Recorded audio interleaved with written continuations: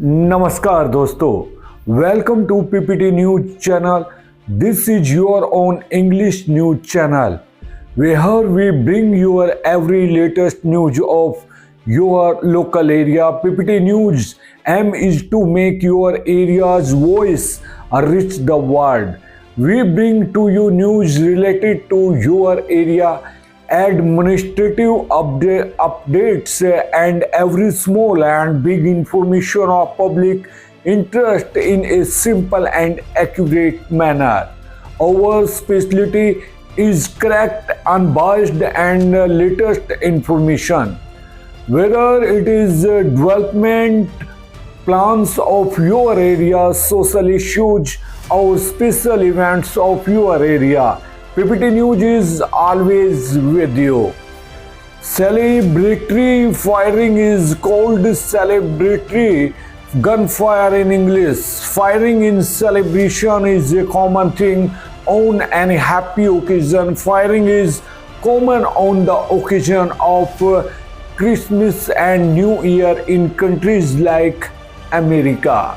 Firing is often done on the occasion of wedding ceremonies in India. Not only in India, but many people lose their lives in celebratory firing in other countries as well. According to American experts, if someone is hit by a bullet fired suddenly on occasions like festivals, they die due to lack of treatment.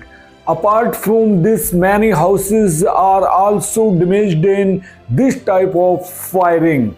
Aerial firing is completely different from celebratory firing.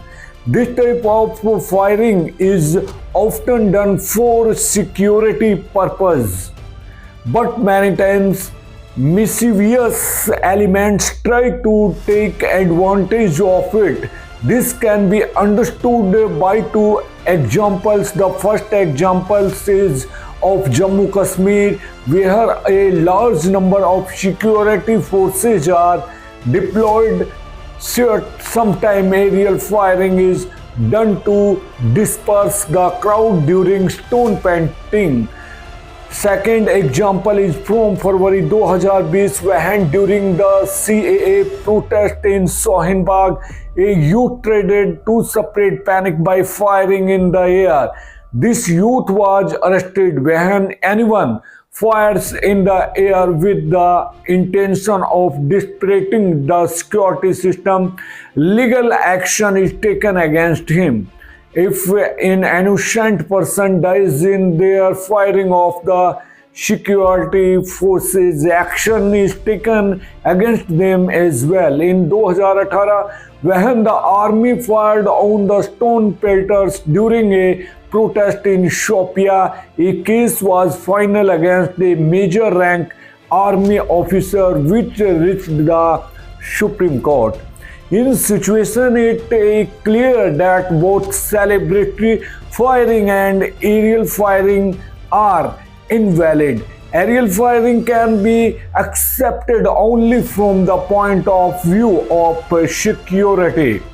At the same time, the Home Ministry is preparing to take more strict action against those who do celebratory firing on weddings and other occasions.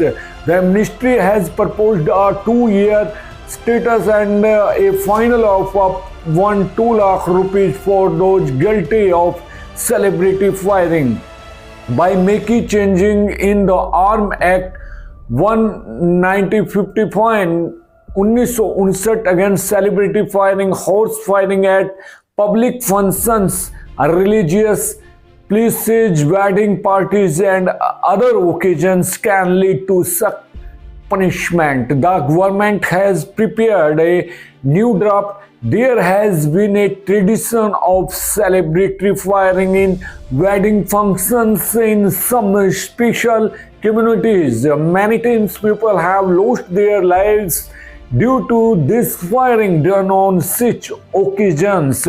There have been some incidents in which the groom bride or a close relative lost their lives due to celebratory firing. The draft of amendment in the Arms Act 1959 came out in the year 2019. Under the new rule, only one weapon can be kept on the particular occasion. However, the draft projects increased the license period from 2 years to 5 years.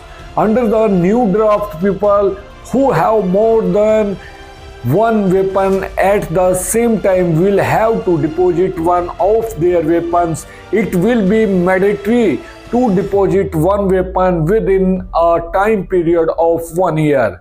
Once the weapons are deposited, the license of those weapons will be cancelled in 19 days. Only with this, it will be mandatory for the weapon holders to the members of a rifle club certified by the government. The draft also suggested Sakti to stop the purchase and sale of weapons illegally. Under this, a punishment ranging from 7 years of imprisonment to life imprisonment been recommended for making, selling, bringing weapons into India or exporting them out of the country without a license.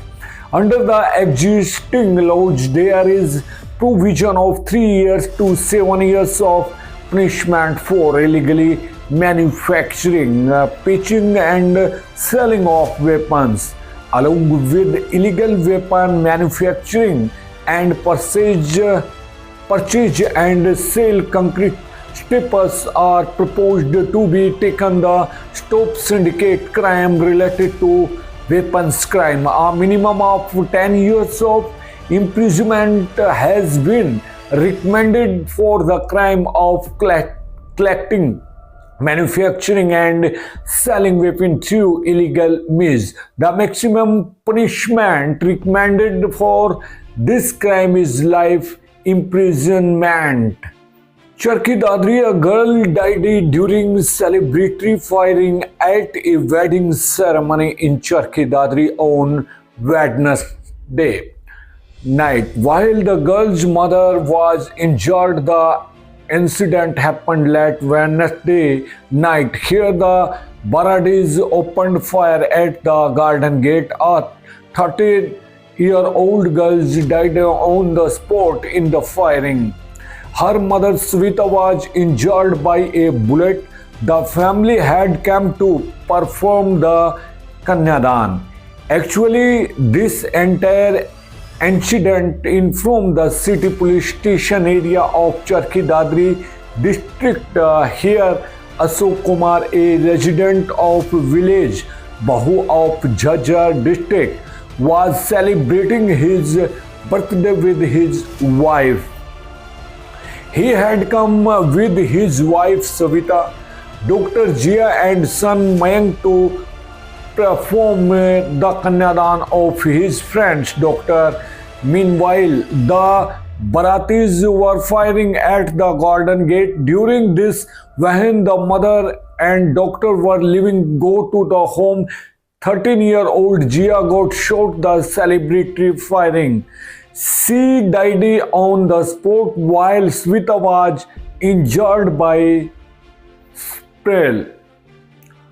Both were immediately taken to the civil hospital in Charkhi Dadri, where doctors declared Jia dead and Svita's treatment is going on. Woman's condition critical. After getting the information, the police visited the spot late at night. A case was registered on the complaint of the deceased's father. At present, the city police station is investigating the matter. The postmortem of the deceased's body will be done today. At the same time, the condition of the girl's mother also remains critical. Accident has happened earlier too. Let us tell you that earlier in Jid district village Anchra Kalan. During the wedding, the Baratis did celebratory firing. During the firing, a teenager standing on the roof got hit by spray which created a stir. The girl has been admitted to a private hospital. Many such accidents have happened in Charkhi Dadri. Therefore, if you are going to any wedding, take care of yourself with full caution and stay safe. Evils like child marriage darken the future of children. The central government has started a campaign against child marriage called Bal Viwah Mukt Bharat, so that accidents of child marriage in the country can be covered and people can be made aware of the ill effects of this tradition, and students in educational institutions. This one in no to child marriage, Deputy Commissioner Munish Sharma has appealed that child marriage is such a social evil which not only darkens the future of children but also seriously affects their physical, mental, and social development. This practice is against the law as well as a violation of the fundamental rights of children. Everyone should fight together against the evil like child marriage. He said that campaign started by the Ministry of Women and Child Welfare to end child marriage is proof that the government is aware of the seriousness of this social evil. If marriage takes place at a very young age, then the future of children is at stake. Marriage should be done only after the prescribed as limit is completed. There is a law for this. But still some people take steps towards child marriage. It is necessary to tighten the legal grip on such people so that this social evil can be covered. Executive Vice President of Swachh Bharat Mission, Haryana reached the Cleanliness Awareness Workshop. Executive Vice President said cleanliness should be considered a symbol of respect. Executive Vice President of Swachh Bharat Mission Haryana, Subhash Chandra, said that where there is cleanliness, there is progress, because cleanliness is a symbol of progress and development, while dirt brings poverty, laziness, and disease. In a such situation, we all should consider cleanliness a symbol of respect. The executive vice president expressed these views while speaking as the chief guest in the district level cleanliness awareness workshop organized in the auditorium of the mini secretariat on Thursday. He said that there is a direct relationship between cleanliness and health. If our houses, well as our street, mohalla, village, city, state and country remain clean, then all of us citizens will also remain healthy, will give our important contribution in the development of our society and country. He said that cleanliness is a matter of behavior and we all have to incorporate it in our behavior. This campaign will be successful not only by one side but by both the government and public on the call of the country's Prime Minister Mr. Narendra Modi. All the countrymen took the initiative to make the country clean from the year 2014. The Prime Minister himself took a broom in his hand and did Shramdan and called upon the countrymen to join this cleanliness campaign. Starting this campaign of the Prime Minister in Haryana State, Chief Minister Mr. Nayak Singh Saini also encouraged the citizens towards cleanliness by doing Shramdan. As a result, Haryana State has registered its presence on the #1 position in cleanliness in the country twice. Now give me permission, we'll meet again tomorrow with new news. So please take care. Namaskar.